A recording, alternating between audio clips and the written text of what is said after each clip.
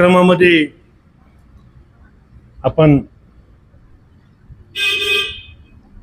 ज्यांनी 1 महिना सातत्यानं आपापल्या मस्जिदीमध्ये कुराणाचं पठण, त्याच्या संदर्भामध्ये धर्मासंदर्भामध्ये मार्गदर्शन, अशा वेगवेगळ्या या पवित्र महिन्यामध्ये जे आपापल्या मस्जिदीमधून मार्गदर्शन करत आलेले मौलाना, मस्जिदीचे सदर, प्रथमतः मी कासमी साहेबांना या ठिकाणी म्हणतो, त्यानंतर अहमद खान कादरी साहेब, त्यानंतर रशिदी साहेब,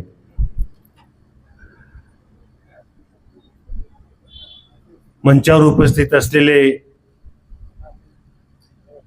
आदरणीय सर्व सन्माननीय बसवंत आप्पाजी, आमच्या या अत्यंत घाई गर्दीमध्ये, कारण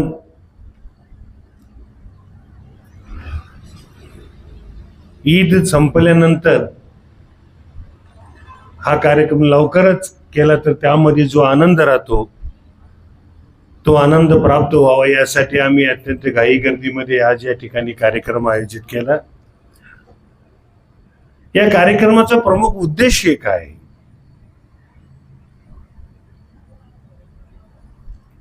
की या देशामधला धर्मामध्ये असलेला भाईचारा आपण जोपासला पाहिजे।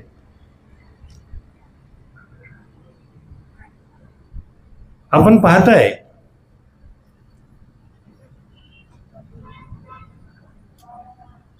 परवा कुठेतरी रामनवमीची मिरवणूक निघाली आणि त्या मिरवणुकीमध्ये आमची मुसलमान भाईंनी त्यांना पाणी पुरवण्याचं काम केलं। ही जी भावना आहे, या भावनेचा कदर करणं खरं म्हणजे आपल्याला जमते का नाही, पण केली पाहिजे असं आमची आंतरिक भावना आहे। पण काही या देशामधले राजकारण करणारी लोक या देशाला अस्थिर बनवण्याचं काम करत आहेत। हे अत्यंत खेदाची बाब आहे। राजकारण निश्चितपणानं करा, निश्चितपणानं निवडणुका जिंका करा, निश्चितपणानं आपला वाटेल ते करा, पण किमान कोण जिंकला कोण हरला याला जास्त महत्व नाही आहे। कोण सत्तेत आहे कोण सत्तेत नाही यालाही जास्त महत्व नाही आहे। पण सगळ्यांनी मिळून या मातृभूमीला सांभाळलं पाहिजे, या मातृभूमी खराब नाही केली पाहिजे याचं भान मात्र सगळ्यांनी ठेवण्याची सातत्यानं गरज आहे। कालचा एवढा एक मोठा प्रश्न, खरं म्हणजे केंद्र सरकारमध्ये धर्माला, स्वतःच्या धर्माला जास्त महत्व देणारा पक्ष आणि त्या पक्षाचे सर्व नेते मंडळी सत्तेत आले असल्याने काय करावं काय करू नये अशी भूमिका ठेवून सध्या वागत आहेत। मित्रहो, जी वेळ होती पाकिस्तान आणि भारत विभक्त होण्याची, ज्यांची इच्छा होती त्यांना, ज्यांनी भारत सोडून जे गेले ते गेले, त्यांच्याबद्दल आमचं काही मत नाहीये। आणि जे हिंदुस्थानमध्ये ज्यांची राहण्याची इच्छा, प्रामाणिक इच्छा होती ते हिंदुस्थानमध्ये राहिले। आता त्यांच्यावर संशय घेण्याची भाषा किंवा त्यांच्याबद्दल गैरशब्द वापरण्याची भाषा अजिबात आवश्यक नाहीये।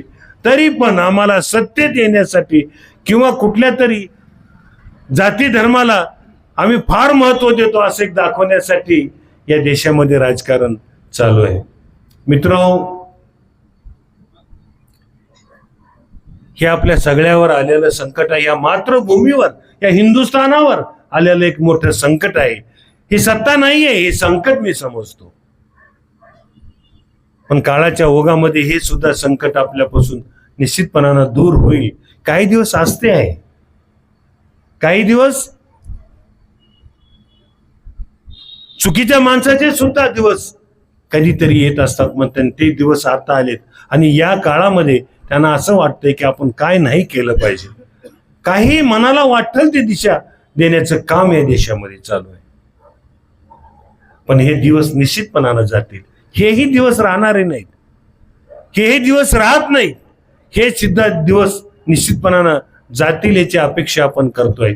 आणि परिवर्तन हा निसर्गाचा नियम आहे, निश्चितपणानं बदलेल. आज ते जरी आनंदात जरी आनंद करता असं जरी वाटत असलं तर निश्चितपणानं पुढच्या काळामध्ये त्यांना सुद्धा या गोष्टीचा केलेला पस्तावा करावा लागेल. नाही तर यांच्या संदर्भामध्ये त्यांना सुद्धा पनिशमेंट मिळेल, निश्चितपणानं मिळेल. निसर्गापाशी न्याय आहे, न्याय नाही अशातला भाग नाहीये, निश्चितपणानं न्याय. आणि निसर्गाचा नियम हा बदलणारा आहे, बदललाच पाहिजेत असं बरेच वेळेस होते.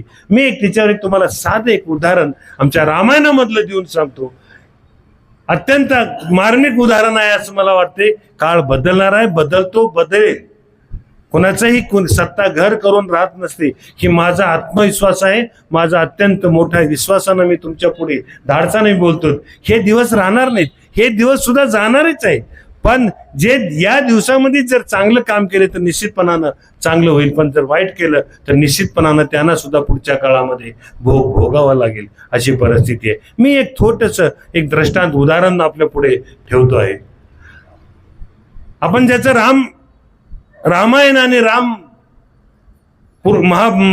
रामायणामधला जो राम हे प्रमुख रोल आहे, जे पात्र आहे, आपण समजतो. रामायणामध्ये आपण पाहत असताना त्याचं प्रमुख राम हा जेव्हा त्यांच्या घरातल्या आपसातल्या वादामुळे जेव्हा वनवासाला जायला निघाला,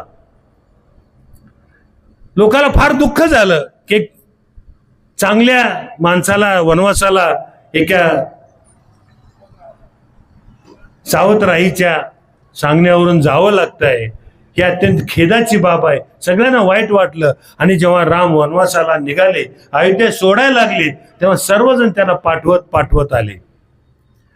आणि मग राम म्हणले, आता तुम्ही सगळेजण परत जावा, आम्ही येतो 14 वर्षानंतर.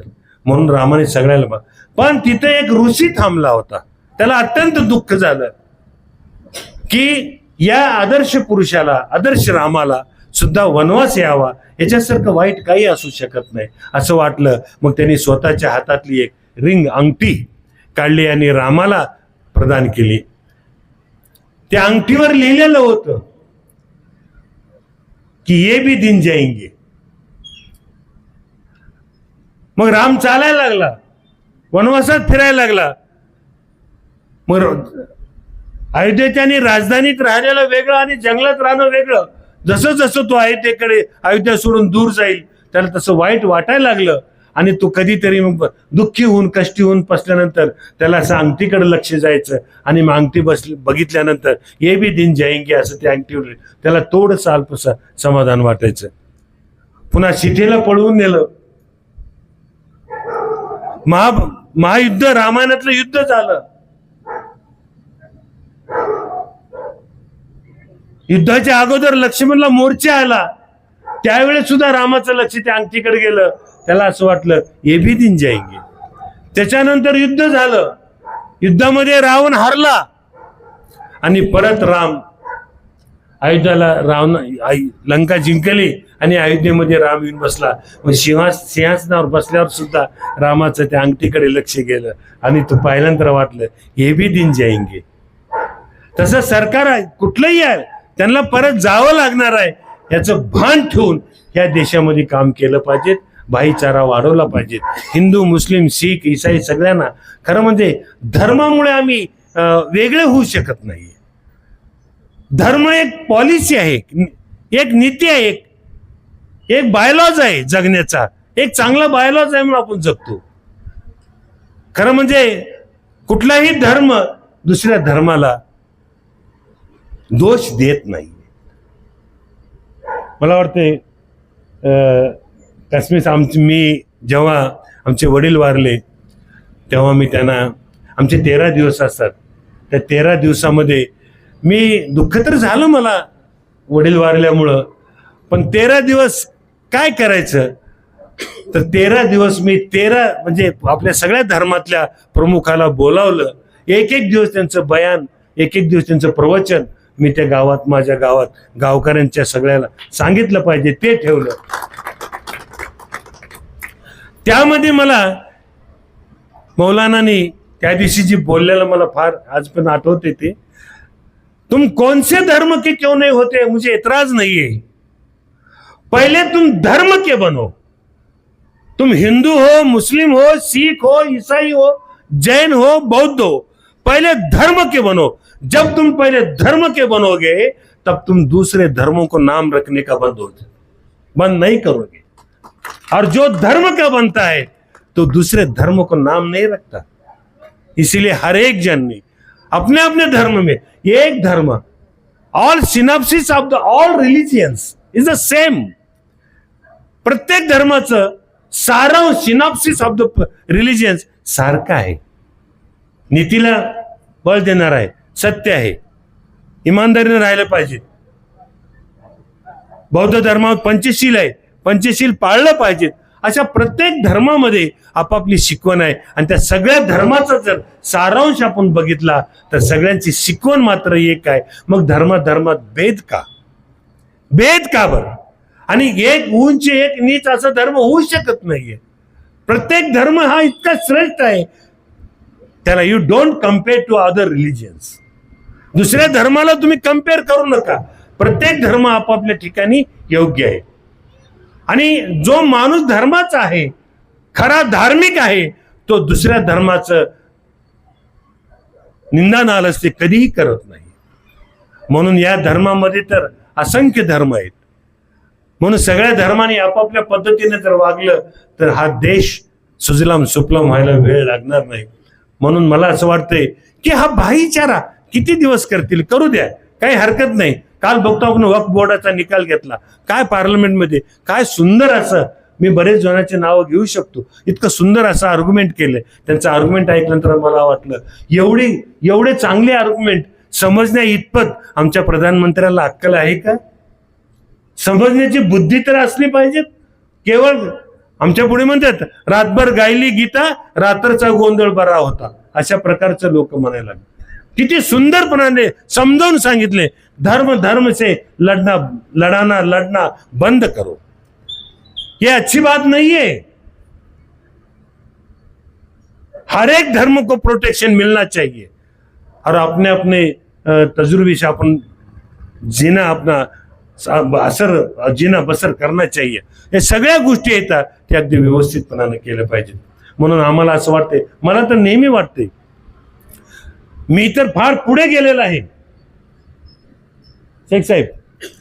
मी देव धर्म जात पंथ प्रांत भाषा लिंग भेद विरहित समाजकारण आणि राजकारण करतो. समाजकारण सुद्धा करत असताना कुठलाच भेदभाव नाही. मी देवाला मानत नाही, धर्माला मानत नाही, जातीला पातीला पंथाला भाषेला सुद्धा जास्त मी महत्व देत नाही. या सगळ्या गोष्टीचा सारासार विचार करून मी जगत असतो. आता आमच्या घरामध्ये सुद्धा देवपूजा करतात. मी त्यांच्यावर सुद्धा काही जबरदस्ती करत नाही, कराच किंवा करू नका म्हणून, ती त्यांच्या मर्जीचा प्रश्न आहे. पण मी सांगतो, मी करणार नाही. का करणार नाही याच्या मागची भूमिका, मी नास्तिक आहे. मला एक आमचा मोठा ऋषी भेटला. मी म्हणलो मी देव धर्म जात पंथ काही मानत नाही असं म्हटल्यानंतर म्हणलं, आणि त्यांना म्हणलो की मी नास्तिक आहे, मला देव धर्माची देवाची काही मान्यता मला आवडत नाही. तर तो म्हणला तुम्ही नास्तिक नाहीये, तुम्ही समग्र धर्माचा अभ्यास केलाय म्हणून तुमच्यामध्ये ही भूमिका निर्माण झालेली आहे आणि म्हणून तुम्ही असं समजताय. आणि तेच खरं आहे. आम्ही काही जरी सांगितलो तर ते आमचं ऐकू नका. तुम्हाला जे वाटते ना तेच ह्या, आम्ही फक्त स्वार्थासाठी, आमच्या पोटासाठी आणि आम्हाला महती कशी प्राप्त होईल याच्यासाठी आम्ही बोलतो. हे आमचं काही खरं नाहीये. तुम्ही म्हणतात तेच खरं आहे आणि तुम्हाला आम्ही काही शिकवू शकत नाही. आणि म्हणून मी त्यांना सांगितलं, तुम्ही तुम्ही सुद्धा समजदार आहेत. मला परिवर्तन करण्यासाठी तुम्ही नाही, तर माझ्या आहे त्या परिस्थितीमध्ये सुधारणा करण्यासाठी सुद्धा नाही, तर आहे त्याचं सांत्वन करण्यासाठी तुम्ही आलेत असं म्हणलो. म्हणून बांधवानो, कोणताही धर्म मोठा आणि छोटा असत नाहीये. प्रत्येक काळामध्ये आपापल्या धर्माची स्थापना झालेली आहे. हे धर्म म्हणजे just a bylaws of the human beings, human lives. प्रत्येक माणसाने स्वतःचा बायलॉज ठरवला पाहिजे. मी कसं जगलं पाहिजे, मला काय जगायचं आहे, आणि मी कशा पद्धतीने कशाला अधीक्षित म्हणून जगलं पाहिजे, याचा मी स्वतः बायलॉज ठरवायचा आहे. आणि असा बायलॉज प्रत्येकाने आपापल्या जीवनात ठरवला पाहिजे आणि आपल्या पद्धतीने जगलं पाहिजे, असं माझी धारणा आहे. आणि त्याच पद्धतीने मी जगणार आहे. मी सत्ता, संपत्ती, पद, प्रतिष्ठा, पैसा याला जास्त महत्व देणारा अजिबात नाहीये. हे सत्ता हे काही घर करून असणारी नाहीये. हे कधी ना कधी जाणार आहे. काही काळ काँग्रेसची सत्ता जाईल का नाही अशी वाटत होती, ती पण गेली. आता असं सुद्धा वाटायला लागते आपल्याला, यांची सुद्धा किती दिवस सत्ता राहिला असं वाटते. मित्र हो, सबर करो, निश्चित दौर से एक दिन ये भी दौर बदल जाएगा. ये दौर बदलने का ही है. अभी उसका आमच्याकडे म्हणतात 12 वर्षाला बदलत असतो काळ, आणि आता 12 वर्ष होत आलेत, काळ बदलण्याची वेळ आहे. का बदलावं का वाटू लागले आपल्याला? अधर्मी, अनिती, असंस्कारित माणसं सत्तेत गेलीत म्हणून बदलाव अशी आमची अपेक्षा आहे. नाहीतर आम्हाला माणसाबद्दल विरोध नाहीये. माणसं तिथून सगळी सारखी आहेत, पण हे जे वागतात ना, अधर्म वागतात, दुसऱ्या धर्माचा तिरस्कार वागतात. कुणाला तरी काहीतरी मिळालं पाहिजे सत्तेसाठी तुम्ही आपस में झगडा लगाना, ये अच्छी बात नाहीये. सगळ्या धर्माला भाईचारा झाला पाहिजे, सगळ्यांना भाईचारानं जगलं पाहिजे. माणसं जगतात ना ते एकमेकाला सहाय्य करण्यासाठी, एकमेकाला मोठं करण्याचे. मी म्हणतो, क्या मार सके की मौत उसे जो औरों के लिए जीता है. मौत सुद्धा त्याला मारत नाही जो दुसऱ्यासाठी जगतो. म्हणून मला असं वाटतंय की ह्या भाईचारा वाढला पाहिजे. निश्चितपणानं माझा प्रयत्न छोटा असेल, हा कार्यक्रम छोटा घरगुती कार्यक्रम, खाजगी कार्यक्रम असल्यासारखं वाटत असेल, पण यामधून जो मला जो मिळणारा समाधानाचा भाग आहे, तो मी त्याचं कशातही तुलना करू शकत नाहीये. मी एवढंच नाहीये या कार्यक्रमातूनच नाही. तुम्ही शेख साहेब, आता आपलं नाही सोडून द्या. मी माझ्या गावात मराठा नाही, पण छत्रपती शिवाजी महाराजाचा पुतळा बसवला. माझ्या गावामध्ये ब्राह्मण नाही, बसवेश्वराचा पुतळा बसवला. माझ्या गावामध्ये दलित नाही, म्हणजे बौद्ध नाही, बाबासाहेबाचा पुतळा बसवला. माझ्या गावामध्ये अनेक असे उपक्रम करतो मी की जिथं आमच्या जातीचा, धर्माचा, कुठल्या पंथाचा काही संबंध येत नाही. फक्त जे काही चांगले आहे ते माझे आहे असं मला वाटते. म्हणून ते करण्यासाठी सातत्यानं मी प्रयत्न करत असतो. आपण इथं आलात, आमच्या छोट्याशा हाकेला हो देऊन आपण एवढ्या मोठ्या संख्येने इथं उपस्थित राहिला, मी तुमचे सगळ्या मौलानाचे अत्यंत हृदयाच्या शेवटच्या टोकापासून मी अत्यंत आभारी आपला आहे. एवढं बोलतो आणि मी थांबतो. जय हिंद, जय महाराष्ट्र, जय भारत. जल जाते हैं मेरे अंदाज से मेरे दुश्मन, जल जाते हैं मेरे अंदाज से मेरे दुश्मन, क्योंकि एक मुद्दत से मैंने न मोहब्बत बदली है न मैंने दोस्त बदले. असं हे व्यक्तिमत्व ॲडव्होकेट अण्णाराव पाटील यांचं. ते त्यांनी खूप चांगली भूमिका आपल्या प्रस्तावनेमध्ये या ठिकाणी मांडली. त्यांनी खूप चांगलं वाक्य या ठिकाणी सांगितलं की धर्म ही आदर्श जगण्याची आचारसंहिता आहे आणि त्या आचारसंहितेचं पालन आपण केलं पाहिजे. पण काय होतंय, आजकाल सत्तापिपासू राजकारणाच्या विस्तीर्ण पटावर धर्म, जात या अशा घटकांचं भांडवल मोठ्या प्रमाणात केलं जात आहे आणि माणसाचा माणूस वेगळा पाडला जातो. त्याला विशिष्ट लेबल लावून माणसापासून माणूस वेगळा पाडला जातोय. आणि या पार्श्वभूमीवर या स्नेह मेळाव्याचं, या ईद ए मिलन कार्यक्रमाचं महत्व आम्हाला जास्त वाटतं. जोरात टाळ्या अण्णाराव पाटलांसाठी एक. आणि यानंतर मी आमंत्रित करतो महाराष्ट्र विकास आघाडीचे राष्ट्रीय उपाध्यक्ष माननीय श्री बसवंतराव बाळे साहेबांना. त्यांनी या ठिकाणी आपल्या मनोगत व्यक्त करा. जोरदार टाळ्या आपल्यासाठी एकदा.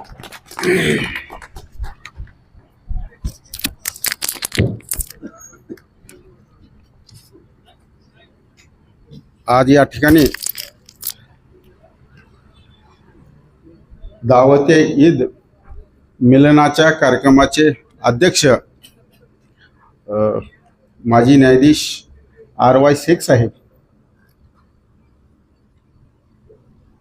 तसेच या कार्यक्रमाला उपस्थित असलेले मुफ्ती ओवैसी कासमी साहेब, मौलाना अहमद खान कादरी साहेब, मौलाना इस्राईल साहेब रशिदी साहेब आणि तसेच मौलाना आसिफ मुस्ताफा साहेब, या सर्वांचं मी पहिल्यांदा अभिनंदन करतो।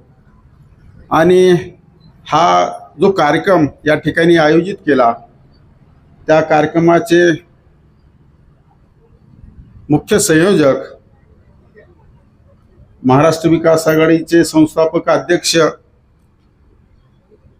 महाराष्ट्र आणि गोवा बारचे सदस्य ॲडव्होकेट अण्णारावजी पाटील साहेब यांच्या परिवाराच्या वतीनं खरं तर हा ईद मिलनाचा कार्यक्रम या ठिकाणी आयोजित केला आहे। अण्णांनी खरं तर बोलत असताना धर्म, जात, पंथ विरहित सर्व काही गोष्टी या ठिकाणी स्वतःच्या जीवनामध्ये सातत्यानं ते अवलंबतात म्हणण्यापेक्षा खरं तर ती या ठिकाणी स्वतः त्या पद्धतीनं राहतात।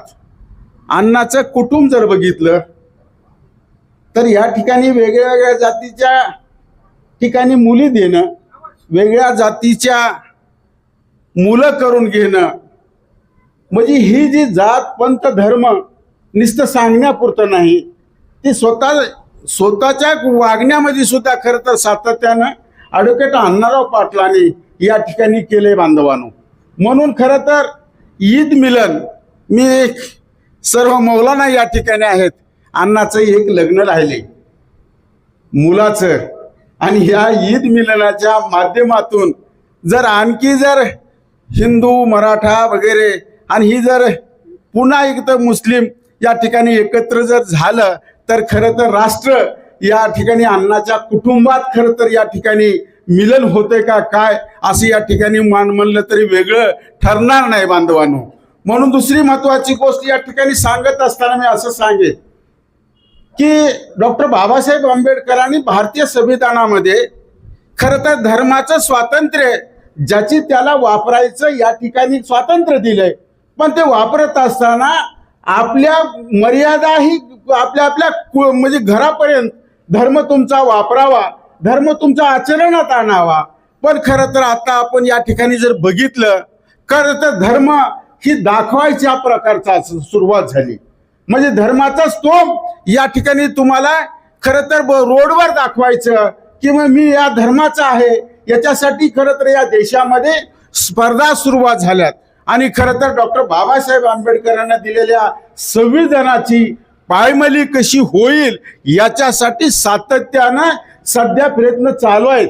ती जर हाणून पाडायची असतील तर आपल्याला ही धार्मिक कार्यक्रम आपल्याला एकत्रितपणे केले तर निश्चितपणे या ठिकाणी वेगळा आदर्श या माध्यमातून होईल असं मला वाटतंय। खरं तर आपण या ठिकाणी ॲडव्होकेट अण्णाराव पाटलाच्या माध्यमातून ईद मिलन तर सातत्यानं होतेच। गेल्या 10 वर्षापासून आम्ही कुण्या म्हणजे आता ही खरं तर गेले ही दुसरा कार्यक्रम आहे या म्हणजे आपल्या या कार्यक्रम आपण या ठिकाणी ईद मिलनचा, पण कुठं मस्जिद असेल किंवा कुठं काय सार्वजनिक ठिकाणी सुद्धा आम्ही सातत्यानं हा ईद मिलनचा आणि दिवाळीच्या माध्यमातून आम्ही एकत्र येण्याचा सातत्यानं प्रयत्न करतोय। आणि अण्णाराव पाटील हे खरं तर आपण ह्या ईद मिलन तर करतोय, पण इथं सर्वसामान्य माणूस अडचणीत जर असेल तर निश्चितपणे आमच्याकडे जात, धर्म, पंथ हा कधीच बघितला जात नाही। जी लातूरची गोलाई उठवली, त्या गोलाई उठवल्यामध्ये खरं तर मुस्लिम बांधव सुद्धा पुढे आले नाहीत किंवा सत्ता करणारे मोहित भाई त्यावेळेस सुद्धा कोण समोर आलं नाही। पहिल्यांदा ॲडव्होकेट अण्णाराव पाटील आले आणि तिथले माणसं लहान कुटुंबाला उभा करण्याचं काम ॲडव्होकेट अण्णाराव पाटलाच्या माध्यमातून, तिथं कुणाला गाडा असेल, कुणाला 10,000ची मदत असेल, ह्या पद्धतीचं काम या ठिकाणी ॲडव्होकेट अण्णाराव पाटील गेल्या मी 20 ते 25 वर्षापासून अण्णासोबत मी काम करतोय। अण्णाने त्यांच्या गावाचा उल्लेख केला, की जिथं मराठ्याचं एक घर नाही, तिथं छत्रपती शिवाजी महाराजांचा, आणि जिथं ब्राह्मण किंवा लिंगायत आहेत पण तिथं बसवेश्वराचा, आणि जिथं बुद्धाला मानणारे आहेत तसं एक सुद्धा घर नाही, तिथं डॉक्टर बाबासाहेब आंबेडकरचा पुतळा. म्हणजे सांगण्याचा उद्देश असा की बाबा ही माणसं जगलीत, ही जात म्हणून जगली नाहीत, त्यांचा विचार म्हणून. खरं तर त्या माणसाचे विचार जर आपण आत्मसात केले तर निश्चितपणे आपल्यामध्ये बदल झाल्याशिवाय राहणार नाही. खरं तर अण्णाने मुद्दा या ठिकाणी काढला की त्या याचा कालच बिल जे पास झालं वक्फ बोर्डाचं, आणि वक्फ बोर्डाचं बिल मंजूर झालं रात्री 2-2 आणि 1:30 वाजता राज्यसभेमध्ये मंजूर होते. ही कशासाठी करताय तुम्ही? एक समाजाला टार्गेट कशासाठी करताय? खरं तर आज मुस्लिम समाजाला टार्गेट केलंय. उद्या भविष्यात काय ती मराठीमध्ये म्हण आहे, काही जात्यात आहेत काही सुपात आहेत. आता जे जात्याच आहेत त्यांना खरं तर भीती, म्हणजे तुमचा समान नागरिक कायदा असेल, तुमचा इथलं राष्ट्रीयत्व सिद्ध करायचं असेल, जेणेकरून यांना भीती आणण्याचं काम या ठिकाणी सातत्यानं चालू आहे बांधवांनो. म्हणून तुम्हाला या ठिकाणी विनंती करणार आहे की ह्या गोष्टी, खरं तर कायदा सर्वांसाठी सारखाच असला पाहिजे. मला सांगा, इथं हिंदूचे मंदिर आहे किंवा ट्रस्ट आहे, आज तुळजापूरचं मंदिर आहे, तुळजाभवानीचं मंदिर आहे, त्या त्या ट्रस्टचा अध्यक्ष खरं तर तिथला कलेक्टर असतोय, आणि तिथं काही म्हणजे नियम केला नाहीये. पण जाणून बुजून जिथं राम मंदिर बांधलं आणि 1949ला जिथं बुद्धगयाला बुद्धाचं विहार आहे, त्या विहारामध्ये तुम्हाला सांगतो रामाचं राम मंदिर बांधलंय. त्याने कायदा निर्माण केला की इथं जर हिंदू असेलच कलेक्टर तर तो अध्यक्ष असेल, बाकीच्या कुण्याही जातीजातीतला ख्रिश्चन असेल, बौद्ध असेल, ईसाई असेल, असा जर कलेक्टर असेल तर तो त्या ट्रस्टचा अध्यक्ष किंवा तिथला नसणार. म्हणजे ही दुजाभाव जी बुद्धगयाला तीच परिस्थिती आहे. आज देशभर या ठिकाणी खरं तर वादळ निर्माण झालंय की जे बुद्धाचं मंदिर आहे त्या बुद्धाच्या विहारामध्ये खरं तर बौद्धांच्या ताब्यात दिलं पाहिजे, पण तिथं ती या ठिकाणी केलं जात नाही. जेणेकरून हा खरं तर देश सर्व जाती धर्माचा गुन्ह्यात गोविंदानं राहतोय. पण या ठिकाणी खरं या देशामध्ये एक व्यवस्था आहे, ती व्यवस्था इथल्या माणसाला की जाती धर्माला वेगवेगळ्या पद्धतीने वेगळं पाडायचं आणि आपली सत्ता कशी या ठिकाणी म्हणजे करायची, हा खरं तर या ठिकाणी सुरुवात झाली बांधवांनो. मी एक उदाहरण देऊन या ठिकाणी मी थांबणार आहे. खरं तर आपण 2%, 2.5%, 3% बोललं जाते, आणि त्या 2.5%ची सत्ता या देशावर आहे की हो. आणि ती सत्ता कशी झाली की 2 मित्र होते आणि 2 मित्राच्या 2 गाड्या, आणि त्या गाड्यामध्ये सर्वजण म्हणजे गाड्या दोघांच्या, एकाची BMW होती आणि एकाची नॅनो कार, आणि योगायोगानं जात असताना ती नॅनो कार बिघडली, आणि नॅनो कार बिघडल्याच्या नंतर त्या मित्राला तो सोडता येणार गेले पाठीमाग. मग म्हणजे काय करू, ती माझ्या BMWच्या माग ती नॅनो कार बांधू, आणि नॅनो कार त्या पाठीमाग बांधली आणि चालले प्रवासाला पुढं. मित्राला तर सोडायचं नाही, पण त्याच्याच बाजूला पुन्हा असं प्रवास करीत असताना त्याच्या बाजूनं पुन्हा फॉर्च्युनर आली, आणि फॉर्च्युनर आल्याच्या नंतर ती फॉर्च्युनर एवढी फास्ट आली की ती पुढं धावायला चालू झाली त्या BMWच्या पुढं. त्या BMWच्या मालकाला राग आला. फक्त त्या दोघांमध्ये असं ठरलं होतं की बाबा काही अडचण आली तर नॅनोवाल्यानं मागून लाईट लावायची, अपर डिपर द्यायचं, म्हणजे थांब किंवा दमानी चल, थोडं फास्ट घे. आणि अशा पद्धतीनं ती नॅनोवाल्याचं ठरलं, आणि बाजूनं फॉर्च्युनर आली आणि BMWच्या पुढं फास्ट निघून गेली. इथं त्या BMW वाल्याचा स्वाभिमान या ठिकाणी खरं तर दुखावला, आणि ते दुखावल्याच्या नंतर त्या BMW वाल्यानं या ठिकाणी फास्ट त्या फॉर्च्युनरच्या पुढं गाडी पळवायला सुरुवात केली. योगायोगानं गाव आलं, आणि त्या गावाच्या बाजूला एक कठड म्हणजे ती पोलीसवाल्याचं ती लोखंडी, त्याला काम ते स्पीड ब्रेकर होतं, त्या स्पीड ब्रेकर ते लोखंड होतं. त्या BMW वाल्यानं या ठिकाणी ती फास्ट गाडी नेली आणि ती लोखंड तोडलं आणि फॉर्च्युनर वाल्याला मागं टाकलं. आणि ती सगळं 2 पोलीसवाले त्या ठिकाणी बघत होती हा प्रकार काय चालू आहे, आणि मागं ती नॅनोवाला लाईट लावायचा सारखा कंटिन्यू अपर डिपर. मग त्याचा अधिकारी आला आणि त्या अधिकाऱ्यानं असं विचारलं मला, अरे ही कसं काय लाख तुमचं हे तोडलंय, त्याने डिवायडर तोडलंय आणि BMW वाला पळून गेलाय आणि तू दसत्या तसं थांबलाच. आणि त्याच्या पाठीमागे ज्ञानू सुद्धा पाठीमागं आहे. आणि ते आपण त्या पोलिसाने सांगितलं, साहेब मला एक मोठा प्रश्न पडलाय मला, त्या BMW आणि त्या फॉर्च्युनर जे असेल ती दोघांची शर्यत, पण त्या दोघांच्या मध्ये ते ज्ञानूवाला लाईट मारायला मला म्हणजे पुढे जायचंय, मला रस्ता द्या, ही ज्ञानूवाला सांगायलाय. अशा पद्धतीचं खरं तर त्या ज्ञानूवाल्याची गरज झाली आणि ज्ञानूवालाच ह्या खरं तर या 18 पगड जातीच्या लोकांना दिशाभूल करून या ठिकाणी त्याची पात्रता नसताना सुद्धा खरं तर या ठिकाणी तो अपर डिपर दाबून ह्या सर्व 80% लोकांवर राज्य करण्याचं काम चुकीच्या पद्धतीने होत आहे. म्हणून खरं तर आपण सर्वजण या ठिकाणी ईद मिलनाच्या कार्यक्रमातून आपण सर्वजण एकत्रित राहण्याचा आणि फुले शाहू आंबेडकरांचा विचार या ठिकाणी जर भारतीय संविधान जर टिकवायचं असेल तर भारतीय संविधान टिकलं तर आपण टिकणार आहोत, आपले धर्म टिकणार आहेत, नसलं तर या देशावर दुसरी सत्ता आल्याशिवाय राहणार नाही. म्हणून आपण सर्वजण या ईद मिलनाच्या कार्यक्रमातून कमीत कमी लातूरमध्ये तरी आपण एकत्रित राहण्याचा प्रयत्न करूया. आणि मला या ठिकाणी बोलण्याची संधी दिली त्याबद्दल सर्वांचे आभार. धन्यवाद. धन्यवाद. धन्यवाद उभयप्पा. सेक्युलरिझमचा मुद्दा जोरकसपणे आपण या ठिकाणी मांडलेला आहे. धर्म जात हे घराच्या उंबराच्या आत असले पाहिजे आणि उंबरावर बाहेर येताना माणूस म्हणून आपण बाहेर आलं पाहिजे, अशा अर्थाचा त्याचा या भाषणाचा सारांश होता. खूप खूप धन्यवाद. यानंतर मी विनंती करतो मौलाना आसिफ मुस्तफा साहेब यांना की त्यांनी त्या ठिकाणी मनोगत व्यक्त करावं. अल्लासनास स्कूलचे प्रिन्सिपल मौलाना आसिफ मुस्तफा साहेब.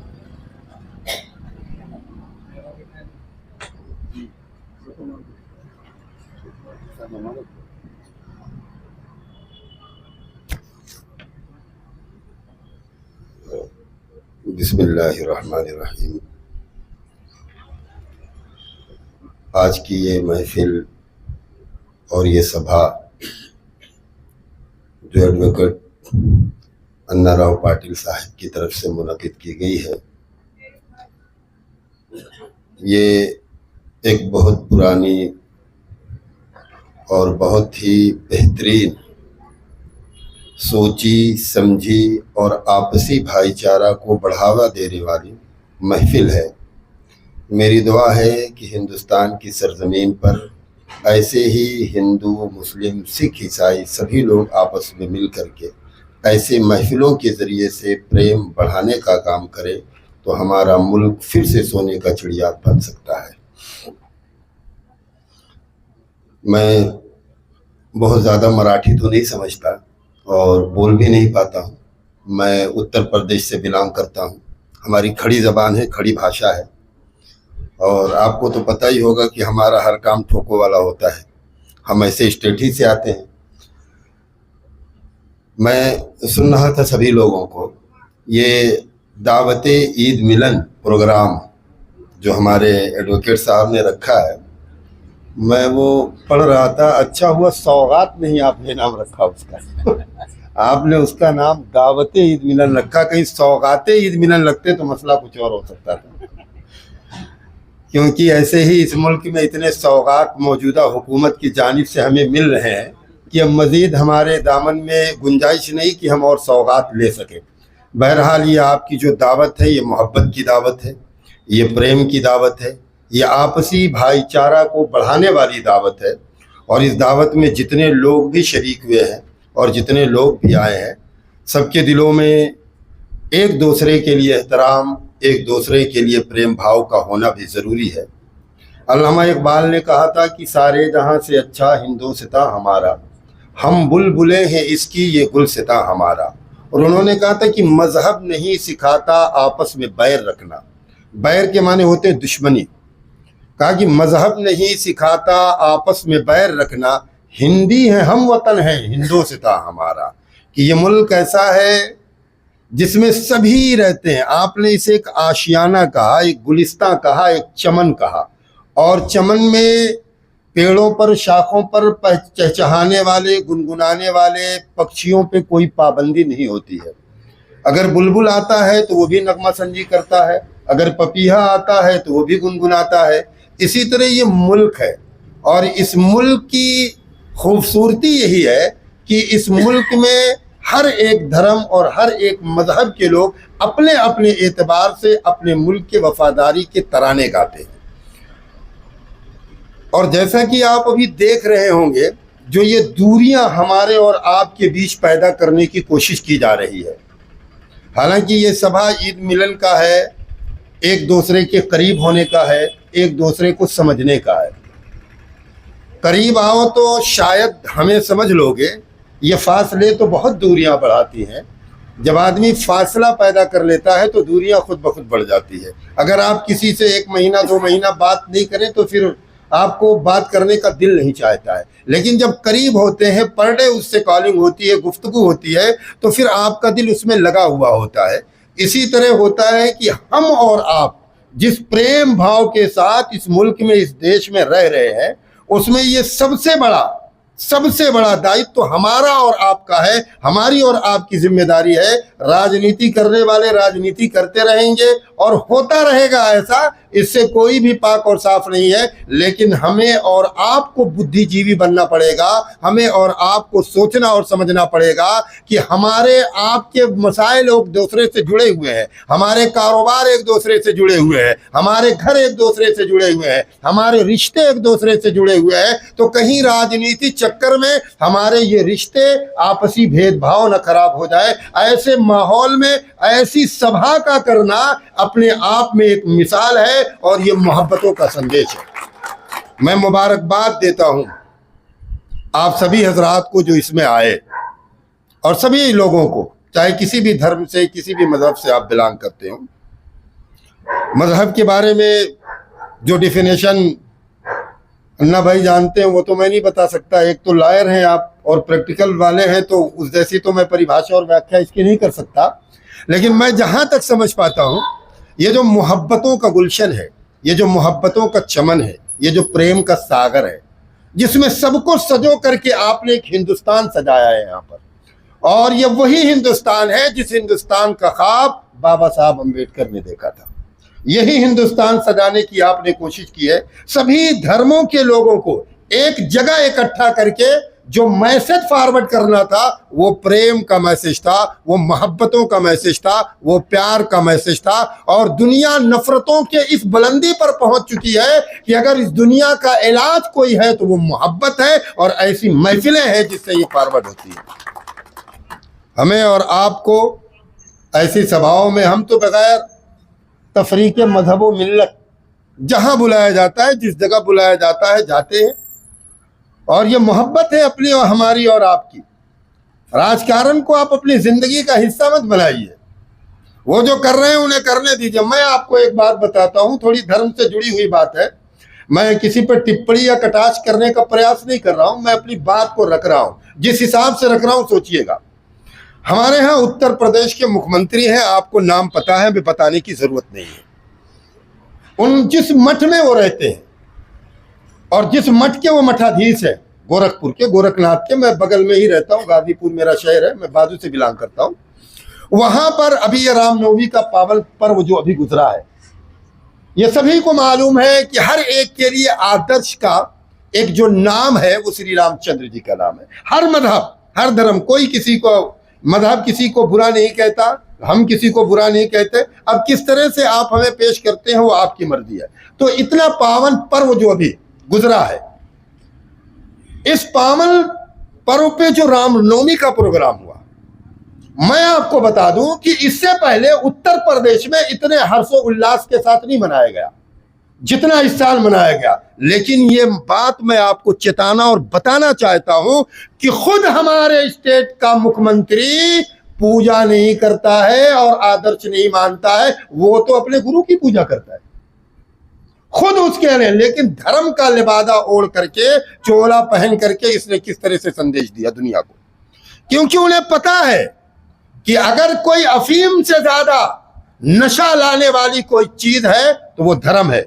धर्म का जहर लोगों के बीच में बो दो, जहर इन्हें पिला दो, ये लोग सब कुछ भूल करके इसी पे लड़ने मरने के लिए तैयार हो जाएंगे और हमारी सिंहासन बची रहेगी, हमारी कुर्सी बची रहेगी। लेकिन आपको और हमें, पूरे हिंदुस्तान वासियों की ये जिम्मेदारी बनती है, हर एक फर्द की, हर एक शख्स की, हर एक बाशिंदे की ये जिम्मेदारी बनती है कि इन चक्करों में ना जा करके आप देश को कैसे आगे बढ़ाना है, अपनी मित्रता और भाईचारे को कहां आगे ले जाना है, उस तर्ज पर हमें और आपको काम करना है। और वो काम तभी होगा जब हम एक दूसरे के साथ जुड़ेंगे, एक दूसरे को समझेंगे, एक दूसरे के साथ बैठेंगे, ऐसी सभाओं का आयोजन करके लोगों को इकट्ठा करेंगे तो हमारे दरमियान मोहब्बत और प्रेम का बढ़ावा होगा।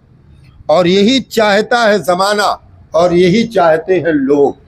मोहब्बत के भूखे हैं, मोहब्बत दीजिए लोगों को, प्यार दीजिए लोगों को, अच्छा संदेश दीजिए लोगों को, मैसेज दीजिए। राजनीति तो होती रहेगी, करती रहेगी। तुम हो फिरौन तो मूसा भी जरूर आएगा। हर एक को सवाल है, किसी को उरूज नहीं है। सदा सदा रहने वाली जात तो सिर्फ उसकी है, बाकी तो आने जाने वाले लोग हैं। जो आज मसनद नशी है कल नहीं होंगे, किराएदार है, जाती मकान थोड़ी है, ये तो बदलता रहता है। लेकिन जिस तरह से आज तुम तारीख को मरोड़ करके पेश कर रहे हो और नफरतों का बाजार गर्म कर रहे हो, कल जब इतिहासकार का कलम आजाद होगा तो तुम्हें भी क्रूर ही लिखेगा, तुम्हें भी जालिम ही लिखेगा। आपको कोई अच्छा लिखने वाला नहीं है, जो आप समझ रहे हैं। मुअर्रिख का कलम जब आजाद होगा इतिहासकार का, तो आप भी जालिम ही लिखे जाएंगे। आप ये ना समझे कि आप बड़े देश के वफादार और देश के तरक्की के राह पर गामजन करने वाले फर्दों में नाम होगा। हाँ, ऐसी छोटी छोटी सभाएं, जैसा इन्होंने कहा, ठीक है, ये सभा देखने में छोटी है, आपके एतबार से छोटी है, लेकिन मोहब्बतों का पैगाम बहुत बड़ा है। ये बहुत बड़ा पैगाम है, बहुत बड़ा मैसेज है हर उस व्यक्ति के लिए जो सेकुलर माइंड का है। हर एक व्यक्ति के लिए पैगाम है कि ऐसी महफिलें, ऐसी सभाओं को मुनक़िद करके देशवासियों के बीच में प्रेम बांटिए और आपसी मतभेद को दूर करके हिंदुस्तान को तरक्की की राह पर ले चलिए, ताकि हमारा वो हिंदुस्तान जिसे सोने का चिड़िया कहा जाता था फिर से हमें मिल सके। ये तभी मुमकिन होगा जब इस तरह की सभाएं, इस तरह की महफिलें और प्रेम भाव के साथ बुलाए गए लोग मोहब्बतों के साथ अपना सफर तय करेंगे, तो हम भी तरक्की करेंगे, हमारा समाज भी खुशहाल होगा और हमारा देश भी तो खुशहाल होगा। हम दुआ करते हैं कि परवरदिगार आलम हम तमाम लोगों को दीन और दुनिया की भलाइयाँ नसीब फरमाए और मोहब्बतों के साथ अपनी ज़िंदगी के सफ़र और काफ़िले को तय करने की तौफीक अता फरमाए। मादर वतन जिंदाबाद, हिंदुस्तान जिंदाबाद। अस्सलाम वालेकुम। शुक्रिया जी साहब, शुक्रिया। ये मुल्क हम सभी का है, ये मुल्क हम सभी का है। हम प्रेम से रहे, हम भाईचारे से रहे, तो असल में हमारी ताकत है, बढ़िया ताकत है। इस तरह का संदेश हमारे साहब ने दिया है। मुझे एक शेर यहाँ याद आ रहा है, चांद भी क्या खूब है, चांद भी क्या खूब है, न सर पर घूंघट है न चेहरे पर बुर्का। चांद भी क्या खूब है, न सर पर घूंघट है ना चेहरे पे बुर्का। कभी करवा चौथ का हो गया तो कभी रमजान ईद का।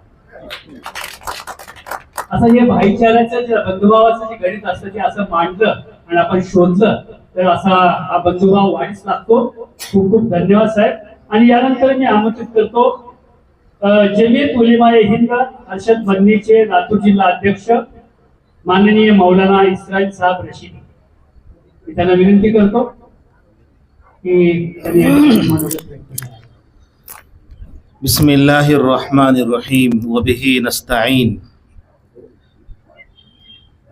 मैं बहुत देर तक आपके सामने वाज या नसीहत या भाषण नहीं करूँगा, सिर्फ 2 या 3 मिनट में मैं अपनी जगह लूँगा, इसलिए कि टाइम इस बात की हरगिज़ इजाज़त नहीं दे रहा है कि बहुत देर तक बोला जाए। मैं सिर्फ हम सब के और कौम के हमदर्द और हर दिल अजीज़ हमारे अन्नाराव पाटिल साहब का शुक्रिया अदा करने के लिए खड़ा हुआ हूँ। मेरे स्टेज पर मेरे सर के ताज उलमाए दीन, ख़ास तौर पर मुफ्ती मोहम्मद ओवैस साहब और हमारे अक्सर प्रोग्राम अटेंड करने वाले आसिफ मुश्तबा साहब साक़फ़ी और इसी तरह से हमारे दोस्त अहमद साहब कादरी, मुइज़ भाई शेख, आरवाई शेख साहब और भी आप सामने बैठे हैं, मेरे सीधे जाने बैठे हैं, सभी मुअज़्ज़ज़ सामाईन और दोस्तों, मुझे अन्नाराव पाटिल साहब के इस प्रोग्राम में दूसरी मर्तबा हाज़िरी का मौका मिला है और इसके अलावा मैं उनके साथ 3 या 4 प्रोग्राम में बाजू में बैठकर अटेंड किया हूं और उनका मुझे भाषण भी बड़ा पसंद है और माशाल्लाह ये हमेशा एकता और मोहब्बत और प्यार का मैसेज देने की पूरी कोशिश करते हैं और इत्तेहाद और इत्तेफाक को बढ़ाने के लिए जो कोशिशें होनी चाहिए वो करते हैं। जैसे उसका आज एक हमारे सामने ईद मिलन का सबूत है। सियासी बात हो रही थी और सब कर रहे थे, मैं भी एक छोटी सी बात आपके सामने कह देता हूं कि बहुत ज़माने से हिंदू, मुसलमान, सिख, ईसाई मिलजुल कर रहते हैं। हम ऐसे इलाके में रहते हैं कि हमारी ज़बान थोड़ी बगड़ है, कुछ लाडगों की नज़र लगी है। हिंदुस्तान में मुसलमानों के बगैर हिंदू नहीं है और हिंदू के बगैर मुसलमान नहीं है।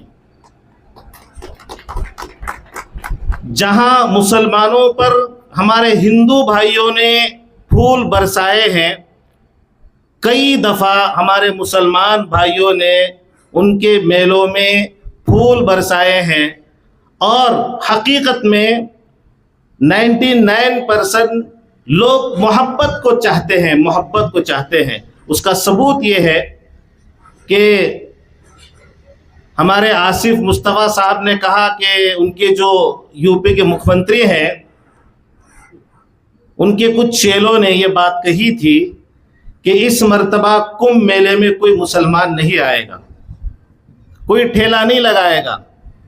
लेकिन खुदा का निज़ाम है, अल्लाह का निज़ाम है, सारे कुलूब, सारे दिल अल्लाह के कंट्रोल में है। याद रखिए, अल्लाह के कंट्रोल से बाहर किसी का दिल नहीं है। ज़रूरत ऐसी पड़ी और उस वक्त मुसलमानों ने मोहब्बत जो बांटी और तकसीम की और फैलाया, दुनिया ने उसको देखा है कि हमारे पवित्र जगह मस्जिद और मदरसों के तालों को खोल दिया और कहा वेलकम, यहाँ सोना है। हम जहाँ वुज़ू करके नमाज पढ़ते हैं, यह पानी आपके लिए है और ये आपके लिए है। मस्जिद के मुसल्ले तक सोए हैं। हमने कहा कि हम मोहब्बत और प्यार को तकसीम करते हैं।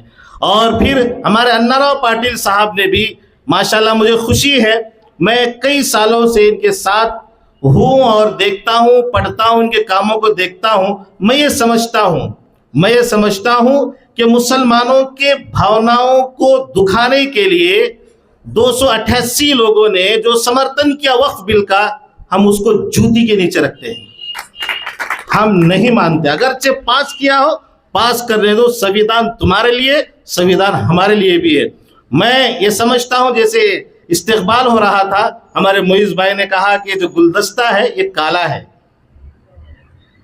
और अन्नाराव पाटिल साहब ये मैसेज देते हैं कि तुमने जो बिल पास किया है, इस गुलदस्ते के जरिए से तुम्हारे मुंह पे मारते हैं।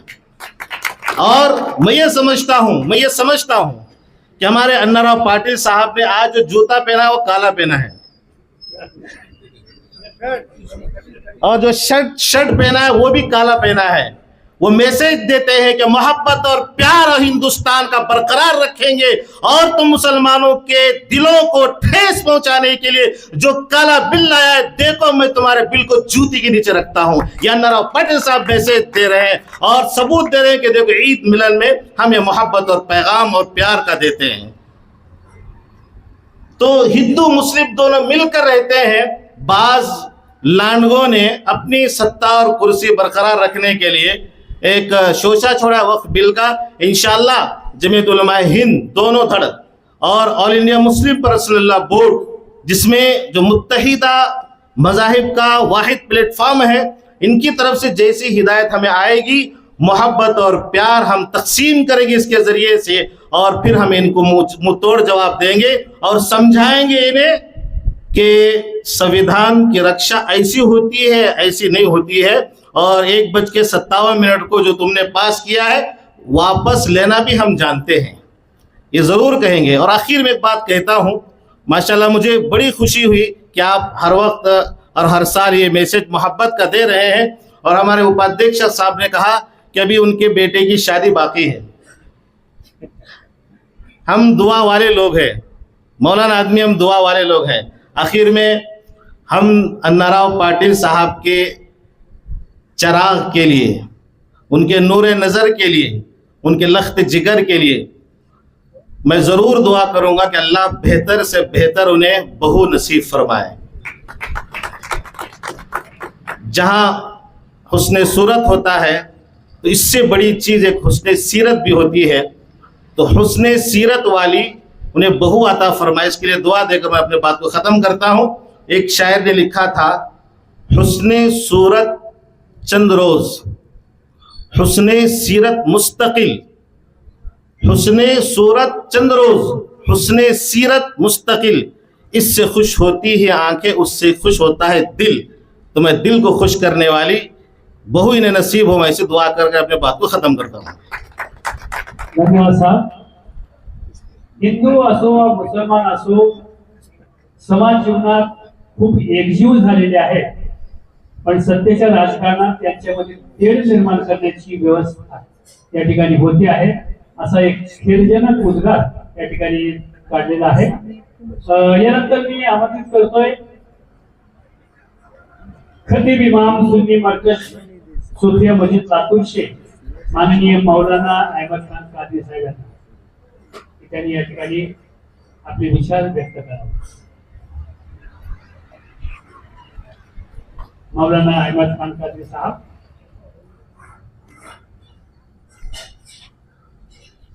बिस्मिल्लाहिर्रहमानिर्रहीम, अल्लाहुम्मा सल्लि अला सय्यिदिना मौलाना मुहम्मद व बारिक वसल्लम सल्लल्लाहु अलैहि वसल्लम या रसूलल्लाह सल्लल्लाहु अलैहि वसल्लम। स्टेज पे बैठे हुए तमाम मोअज़्ज़ज़,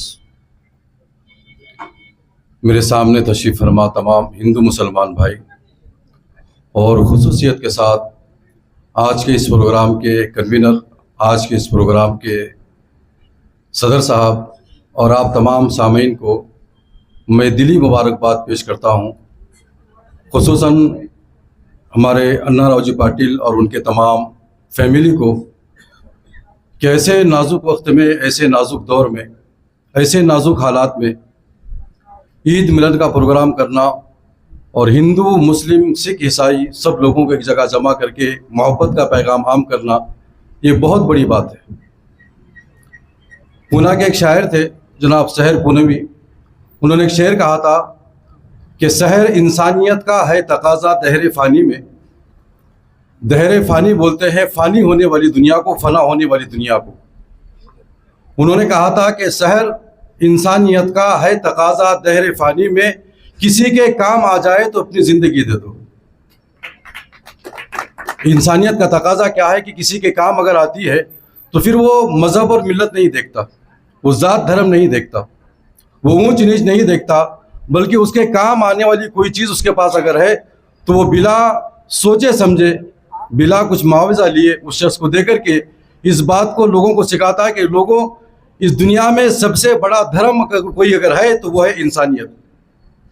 यही काम हमारे अन्नाराव जी पाटिल साहब कर रहे हैं, उनकी फैमिली कर रही है कि ऐसे नाजुक वक्त में भी उन्होंने ईद मिलन का प्रोग्राम रखा, उलमाए किराम को बुलाया, हिंदू मुसलमान सभी भाइयों को बुलाया। मैं ज़्यादा कुछ कहना नहीं चाहूँगा क्योंकि मैं इस चीज़ का आदमी नहीं हूँ जहाँ पर मैं खड़ा हूँ। बस इतना समझता हूँ मैं कि सूखी लकड़ी को साज देता है, पत्थरों को भी नाज देता है। अन्नाराव जी पाटिल साहब के गांव भी मैं गया, उनकी माताजी के देहांत के बाद उन्होंने जो प्रोग्राम रखा था उसमें भी उन्होंने मुझे मदऊ किया था, मैं उसमें भी गया था। वहाँ से लेकर आज तक और जो मैं इनके बारे में सुनता आया हूँ, तो बस यही कहता हूँ कि सूखी लकड़ी को साज देता है, पत्थरों को भी नाज देता है, उसकी कुदरत के सब करिश्मे हैं, जिसको चाहे नवाज देता है। सूखी लकड़ी को साज देता है, पत्थरों को भी नाज देता है, उसकी कुदरत के सब करिश्मे हैं, जिसको चाहे नवाज देता है। जब वो किसी को बड़ा बनाता है तो ऐसे ही नहीं बड़ा बनाता है। उनकी बात मैंने सुनी, वो जो कह रहे थे उनका दिल का दर्द था वो, लेकिन हकीकत ये है कि इंसानियत उनके दिल में जिंदा है। यही वजह है कि उन्होंने ईद मिलन का प्रोग्राम रखा।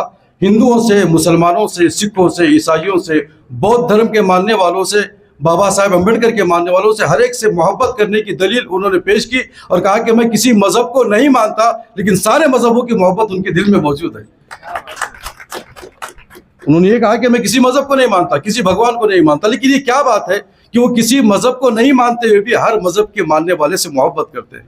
ये उनकी इंसानियत है जो जिंदा रखना चाहते हैं, और ये लोगों को पैगाम देना चाहते हैं, ये बताना चाहते हैं कि लोगों कि अल्लामा इकबाल ने जो कहा था कि सारे जहां से अच्छा हिंदुस्तान हमारा, हम बुलबुल हैं इसकी, ये गुलसिता हमारा, मजहब नहीं सिखाता आपस में बैर रखना, हिंदी है वतन है हिंदुस्तान हमारा। किसी मजहब में और किसी मजहब की किताब में ये आपको ना पढ़ने को मिलेगा, ना किसी बड़े से सुनने को मिलेगा कि किसी मजहब के बड़े ने किसी दूसरे मजहब को बुरा कहा है। जैसा कि कुरान मजीद की आयत है, अल्लाह रब्बे कायनात के प्यारे हबीब सल्लल्लाहु अलैहि वसल्लम का फरमान है, हमारे नबी का फरमाया कि लकुम दीनकुम वलिय दीन, हमारा दीन हमको मुबारक, तुम्हारा दीन तुमको मुबारक।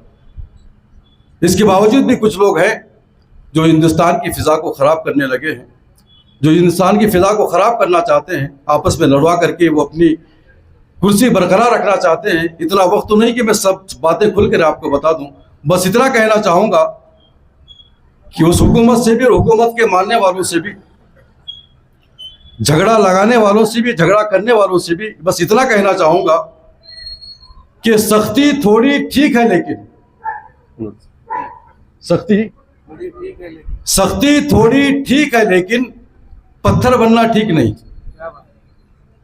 जब हमारे पास कोई आदमी के अंदर कट्टरता आती ना, तो हम क्या बोलते हैं, इसका दिल पत्थर का हो गया है, इसके सीने में दिल है कि पत्थर रखा हुआ है। महेश भाई, कहना है कि सख्ती थोड़ी ठीक है, लेकिन पत्थर होना ठीक नहीं। सख्ती थोड़ी ठीक है, लेकिन पत्थर होना ठीक नहीं। हिंदू मुस्लिम ठीक है, लेकिन कट्टर होना ठीक नहीं। हिंदू मुस्लिम ठीक है, लेकिन कट्टर होना ठीक नहीं। ये हमारे अन्नाराव पाटिल साहब के मंच से, उनके स्टेज से, आज की इस दावत से मैं ये ऐलान करना चाहूँगा, यही कहना चाहूँगा हमारे हिंदू मुस्लिम तमाम भाइयों से कि आज जैसे एक जगह हम होकर के बैठे हैं, मिल करके बैठे हैं, ऐसी हमको हमेशा मिलजुल करके रहना चाहिए। और वो लोग जो हम आपस में लड़ाना चाहते हैं या हमको दूजा बनाना चाहते हैं, उनसे बच के रहना चाहिए। मैं अन्नाराव साहब पाटिल साहब का और उनके फैमिली का और प्रोग्राम में तमाम हाजिरीन का, आए हुए लोगों का, स्टेज पर बैठे हुए तमाम मुअज़्ज़ज़ लोगों का शुक्रिया अदा करता हूँ। और आप सब लोगों को मेरी तरफ से भी, अन्नाराव पाटिल साहब की तरफ से भी ईद मुबारक पेश करता हूँ। आप ज़रा कबूल फरमाएं। वमालैना, अपनी बात खत्म करता हूँ। धन्यवाद, धन्यवाद मौलाना साहब। आणि यानंतर मी आमंत्रित करतो या कार्यक्रमाचे अध्यक्ष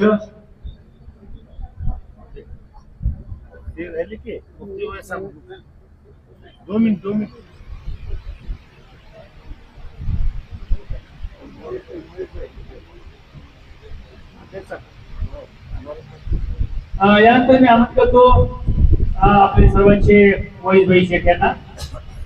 मोहित भाई, जोरदार टाळ्या मोहित भाईसाठी एकदा।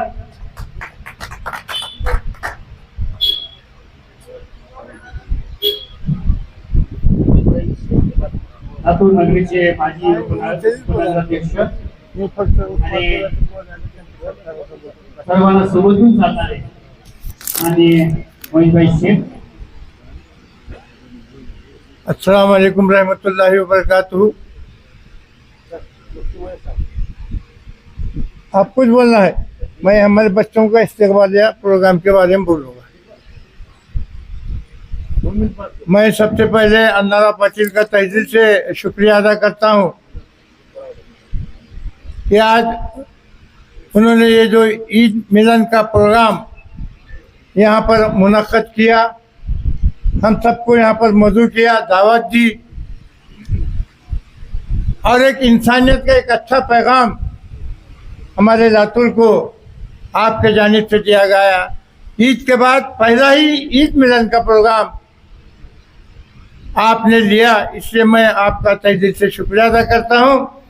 अल्लाह ताला तुमको जो भी तुम्हारे जायज़ तमन्ना है पूरा करो, बाकी क्या है तो उन्होंने बोल दिए। उसी तरह मैं यहाँ पर इसलिए आया हूँ कि रमज़ान का जो महीना था, जो कुछ ही दिन पहले गुजरा, और रमज़ान का महीना, माह मुबारक रमज़ान का महीना बड़ा बरकत वाला, मग़फ़िरत वाला और एक दूसरे को समझ के एक दूसरे से मोहब्बत का पैगाम देने वाला महीना गुजर चुका है। अन्नाराव पाटिल ने आज ईद मिलन के प्रोग्राम में जो उस्मानपुरा यंग बॉयज, जो बच्चे गुज़िश्ता 8 साल से पूरे रमज़ान में शहर का इंतज़ाम करते हैं, तकरीबन 1000 रोज़दारों का शहर का इंतज़ाम हमारे उस्मानपुरा यंग बॉयज़ के बच्चे करते हैं।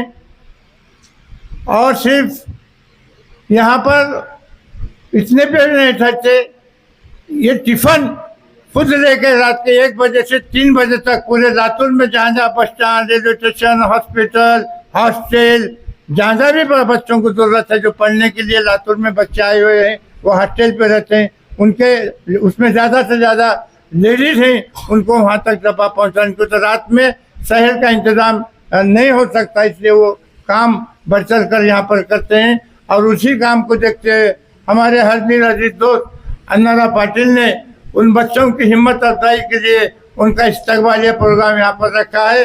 ये बच्चे बड़ा बगैर किसी यहाँ पर ताउन के वो अपने अपने ढंग से जिससे ताउन कराना है उससे ताउन करके वो काम को अंजाम देते हैं।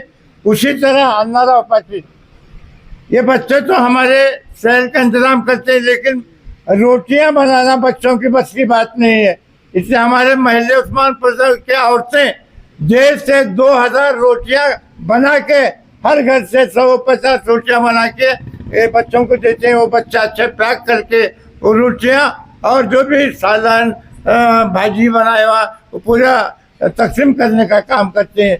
मैं हमारे बच्चों को यहाँ पर मदद करता हूँ और अन्नाराव पाटिल और सभी हमारे मेहमान से गुजारिश करता हूँ कि उनको इस्तकबाल आप यहाँ पर करें।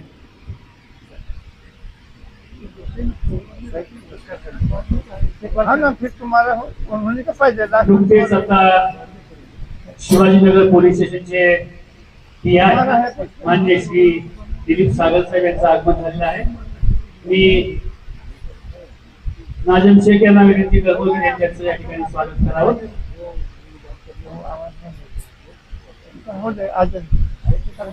शिवाजीनगर पोलीस स्टेशनचे PI माननीय श्री दिलीप सागर साहेब यांचं या ठिकाणी हृदयपूर्वक स्वागत होत आहे।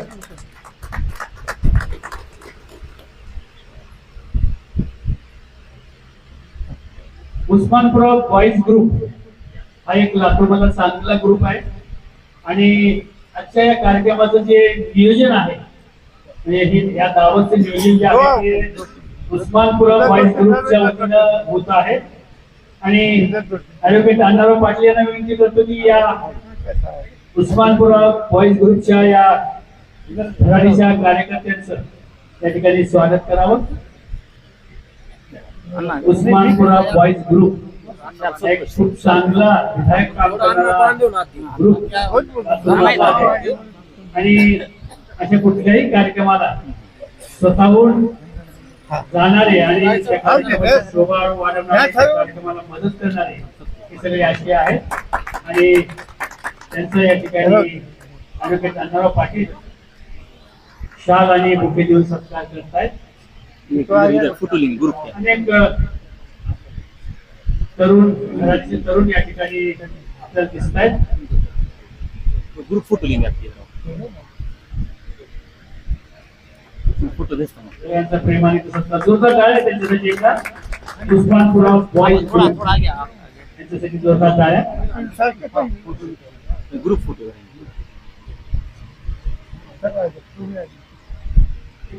फोटो यांचा आपण घेऊया मागचे जे मौलाना साहेब आहेत त्यांनाही मला विनंती आहे की उभा राहावा त्या फोटोमध्ये आपण पण या त्यांनाही बरं वाटेल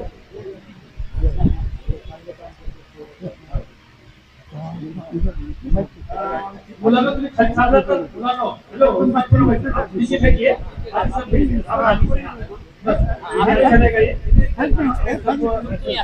आम्हाला नाही लेवल आहे या सगळे पुढे या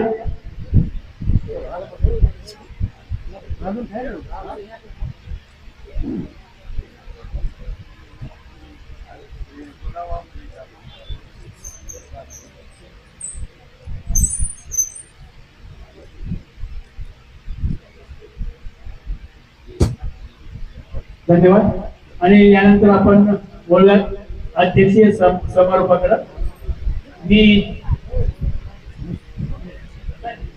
सांगितलं मी माननीय ॲडव्होकेट आरवाई शेख साहेबांना विनंती करतो की त्यांनी या ठिकाणी अध्यक्षीय समारोप करावा आणि आम्हाला छानपैकी संदेश या ठिकाणी द्यावा आधी संदेश देऊ नहीं आओ जरा एक मिनट हमारी ख्वाहिश है आओ खूप दिवस यास्मी साहेब आमचा सगळ्यांचा आग्रह आहे आपण थोडस एक संदेश या ठिकाणी द्यावा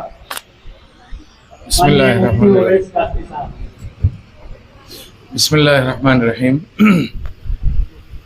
वैसे वक्त भी काफ़ी हो गया है, सिर्फ मैं इतना कहना चाहूँगा कि हर साल की तरह इस साल भी हमारे शहर की हरदिल अजीज शख्सियत एडवोकेट जनाब अन्नाराव पाटिल साहब ने ये जो बज़्म सजाई है, महफिल लगाई है, ईद मिलन का जो प्रोग्राम लिया है, ये एक बेमिसाल तारीख़ी अनोखा और नायाब प्रोग्राम है।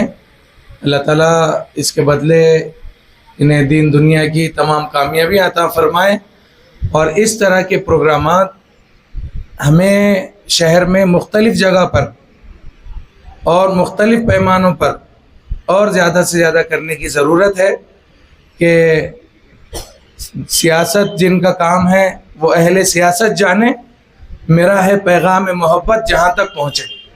बस यही पैगाम है अन्नाराव पाटिल साहब की तरफ से और आज के स्टेज पे बैठे हुए सभी मान्यवर की तरफ से कि हमारा पैगाम मोहब्बत है, जहाँ तक भी पहुँचता है ये मोहब्बत भरा पैगाम है। और इस ईद के मौके पर तमाम बिरादरान ख़ास तौर से नॉन मुस्लिम भाइयों की खिदमत में हम सब की तरफ से ईद का मोहब्बत भरा सलाम कबूल फरमाएं। शुक्रिया साहब, मोहब्बत की पैगाम के लिए आपका बहुत बहुत शुक्रिया। आणि आम्ही आमंत्रित करतोय या कार्यक्रमाचे अध्यक्ष माननीय ॲडव्होकेट आरवाई शेख साहेब, सेवानिवृत्त जिल्हा व सत्र न्यायाधीश माननीय आरवाई शेख साहेब या ठिकाणी अध्यक्ष समारोप करतात। आज के प्रोग्राम के कन्वीनर और महाराष्ट्र गोवा बार एसोसिएशन के सदस्य एडवोकेट अन्नाराव जी पाटिल, स्टेज पर तशरीफ़ फरमा सभी मौजूद हजरात और सामाइन, आज का जो ये प्रोग्राम ईद मिलन का रखा गया है, ये हमारे भारत की संस्कृति क्या है ये बताने का एक मिसाली प्रोग्राम। हम सभी लोग देखते हैं कि आज हमारे इस भारत मुल्क में बहुत से ऐसे गांव हैं जहां पर के दरगाहों में जाने वाले हिंदू के लोग बहुत ज़्यादा हैं।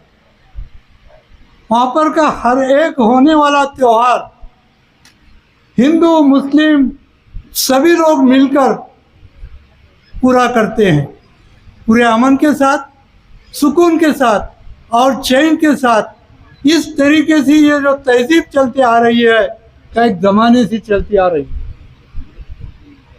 और उसी का मिसाली ये प्रोग्राम, इसमें और एक बात को ऐड किया गया है कि इस रमज़ान के महीने में जो लोग रोज़ा रहना चाहते हैं लेकिन कुछ वजूहत से उनके शहर का इंतज़ाम नहीं होता, तो वो इंतज़ाम करने वाले कुछ नौजवान बच्चे यहाँ पर उस्मानपुरा के हैं, अम्बाजोगई रोड के हैं। ये उस्मानपुरा के तो बच्चे पिछले 10 साल से ही प्रोग्राम करते रहते हैं, तो उनका इस्तेमाल करने के लिए भी अन्नाराव पाटिल मुझे 3 दिन पहले बता दिए कि वो भी मुझे प्रोग्राम यहाँ पर लेना है, तो वो भी प्रोग्राम यहाँ पर रखा गया। बहुत अच्छी बात है। अब इस प्रोग्राम को जुड़ाते हुए जो बातें सामने आ गए कि आज के इस मुल्क में जो मौजूदा हालात बनते जा रहे हैं, जो ये भारत की तहजीब है, जो यहाँ पर की संस्कृति है, इसको डिस्टर्ब करने की जो कोशिश चल रही है, ये इस मुल्क के लिए बहुत नुकसान की बात। साथ ही साथ बात आ गई वक्फ बिल की। वक्फ बिल तो पास हो गया है, वो कानून भी बन गया है। इस कानून की मुखालिफत भी हो रही है। इस कानून को सुप्रीम कोर्ट में भी चैलेंज किया गया है और कुछ जगह पर इसकी मुखालिफत भी होते जा रही है। लेकिन आज तक हमारे लातूर में कोई प्रोग्राम नहीं हुआ। मुस्लिम पर्सनल लॉ बोर्ड की क्या रहनुमाई होती है, इसका इंतज़ार किया जा रहा है।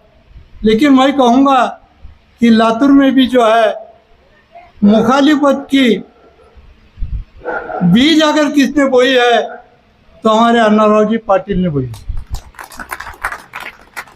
मेरे पहले कुछ वक्ताओं ने बताया कि अन्नाराव जी पाटिल ने अपने प्रस्तावनी में भी इसकी जिक्र किया है और आज का उनका जो अपीयरेंस है वो अपीयरेंस ही ये बताता है कि वो इस चीज़ का निषेध करते। आज उनका पूरा पहराव शूज से लेकर ऊपर तक, फिर उनका जो इस्तेमाल हुआ उसमें भी जो है काला। तो इस तरीके से अन्नाराव जी पाटिल ने यहाँ पर इस चीज़ का लातूर में और ख़ास करके ये जो वक्फ अमेंडमेंट बिल हुआ है, अब जिसको उम्मीद इस नाम से कानून बोलकर समझा जाएगा, तो उसका मुखालिफत, उसका निषेध उन्होंने अपने करतूत से करके बताया। अब दूसरी बात, बहुत से वक्ताओं ने यहाँ पर अपने इस भारत मुल्क की संस्कृति के बारे में जिक्र करते हुए एक बात बताई जो मुझे उतना मुनासिब नहीं मालूम हुआ। खास करके हमारे उलमाए कराम ने भी हिंदुस्तान की ये संस्कृति, ये वर्ड जो यूज़ किया गया है, मैं कहूँगा कि ये दुरुस्त नहीं है। ये मुल्क हमारा भारत है, हिंदुस्तान नहीं है। अगर हमारा कॉन्स्टिट्यूशन ऑफ इंडिया निकाल कर देखेंगे तो पूरे कॉन्स्टिट्यूशन में हिंदुस्तान वर्ड कहीं भी नहीं है। लेकिन लोग नासमझी में बोलो या एक प्रैक्टिस होती गई है आज तक की, उसके वजह से वर्ड हिंदुस्तान यूज करते हैं। हिंदुस्तान ये सजेस्ट करता है कि हिंदुओं का मुल्क, और आज की हुकूमत भी वो चाहती है कि वो हिंदुस्तान बनाए रखे। तो ऐसे चीज़ों को हम बढ़ावा नहीं देना चाहिए। कॉन्स्टिट्यूशन ऑफ इंडिया पूरी देखी है, यहाँ पर हमारे हाई कोर्ट के भी वकील हैं और ख़ास करके अन्नाराव जी पाटिल, जिनका कॉन्स्टिट्यूशन के ऊपर भी अच्छा ये है, ये भी सब जानते हैं। हिंदी कॉन्स्टिट्यूशन देखो या मराठी में लिखा हुआ देखो या और कोई भी ज़बान में लिखा हुआ कॉन्स्टिट्यूशन देखो, वहाँ पर वर्ड यूज़ किया है भारत। तो ये भारत की ये संस्कृति है। ये भारत के लोग आपस में हिंदू, मुस्लिम, सिख, ईसाई, जैन, बौद्ध ये कोई चीज़ मानते नहीं। सब लोग मिलकर रहते हैं, एक दूसरे की ज़रूरत में सब लोग मदद करते हैं। मेरे बाजू में अगर कोई हिंदू रहता है, कोई बौद्ध रहता है, अगर वो मुश्किल में आता है तो मुस्लिम वहाँ पर बराबर उसके हेल्प के लिए जाता है। और वैसा ही अगर मुस्लिम कोई परेशानी में है तो हमारे हिंदू भाई, बौद्ध भाई, दूसरे भाई भी जो है हमारे मदद के लिए आते हैं। तो ये जो हमारी यहाँ पर की संस्कृति है, इस संस्कृति को कायम रखना है। अगर हमारे भारत में लोकशाही कायम रखना है तो यहाँ पर ज़रूरत इस चीज़ की है कि सभी लोगों में भाईचारा होना ज़रूरी है। इस भारत में डेमोक्रेसी मेंटेन करने के लिए सभी लोग मिलकर रहना चाहिए। किसी एक मज़हब को छेड़ने की या तकलीफ देने की बात नहीं होना चाहिए। कोई ज़माना पहले से हमारे तरफ जो दलित हैं, बुद्ध हैं, ऐसे लोगों को किस तरीके से देखा जाता था। ये मनुवाद जो था पहले, उसमें जो है क्या ये दलितों की जो पोजीशन थी, ये सब अब हमारे कॉन्स्टिट्यूशन से ख़त्म किया गया है। और उस कॉन्स्टिट्यूशन को लेकर हमको सब कुछ चलना है। और वो चलने के लिए हमारे जो आज तक के प्रोग्राम चलते रहे, खास करके हमारे अन्नाराव जी ने ये प्रोग्राम आज रखा है। पिछले साल भी यहाँ पर प्रोग्राम रखा हुआ था और वो हर तरह जगह पर ऐसे प्रोग्राम लेते रहते हैं। ये प्रोग्राम होना चाहिए, ये बहुत ज़रूरी है इस मुल्क के अमन और शांति के लिए, तरक्की के लिए और इस मुल्क में डेमोक्रेसी कायम रहने के लिए ऐसे प्रोग्राम होना बहुत ज़रूरी है। आपने इस प्रोग्राम को मुनक़्क़द किया, मैं आपका जो है तहे दिल से शुक्रिया अदा करता हूँ और आपको जो है मुबारकबाद भी देता हूँ। इतना कहते हुए मैं अपने बात को ख़त्म करता हूँ। धन्यवाद, धन्यवाद साहब। अमन, शांती और भाईचारा हे जे महत्त्वाचे घटक आहेत, त्या गोष्टींचं संवर्धन करण्यासाठी ॲडव्होकेट अण्णाराव पाटील यांनी हा कार्यक्रम ठेवला। आणि आज मंचावर जे जे मान्यवर बोलले ते सगळ्यांनी हाच संदेश खूप चांगल्या पद्धतीने, प्रगल्भपणे आणि प्रभावीपणे मांडलाय। खूप खूप धन्यवाद साऱ्यांचे। आणि यानंतर आभार या कार्यक्रमाचे आभार प्रदर्शन होईल। मी उमर दराज खान यांना विनंती करतो की त्यांनी आभार प्रदर्शन या ठिकाणी करावं।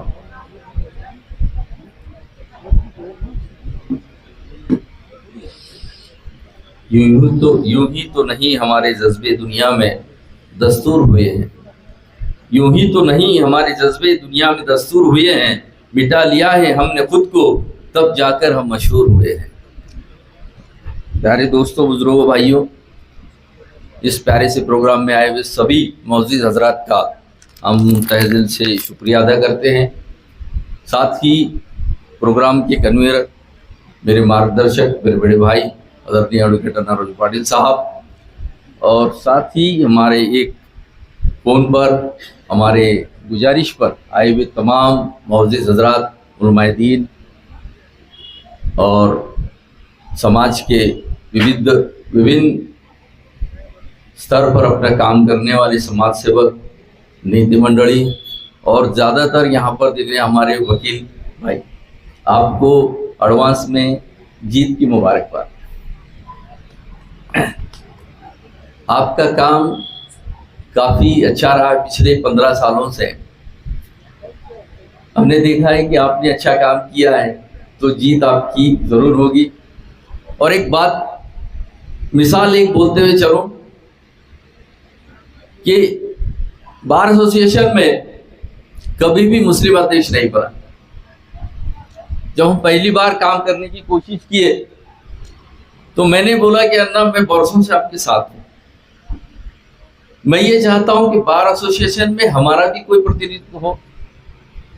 जब कुछ दाम आए हिसाब में तो हमने हमारे बुजुर्ग और शख्सियत जज साहब का अदबन नाम लिया और अल्हम्दुलिल्लाह उन्होंने अपना कार्यकाल बहुत ही अच्छा पूरा किया। और ये भी एक मिसाल है आज के दिन में, मैं खास तौर पर बताना चाहूँगा कि कभी भी नहीं हुआ था, वो उन्होंने कर दिखाया और सभी सर्व धर्मों को साथ में लेकर और हर साल हर धर्म के लोगों को प्रतिनिधित्व देने की कोशिश इस माध्यम से की है। और उनका काम हमेशा इसी तरह रहा है।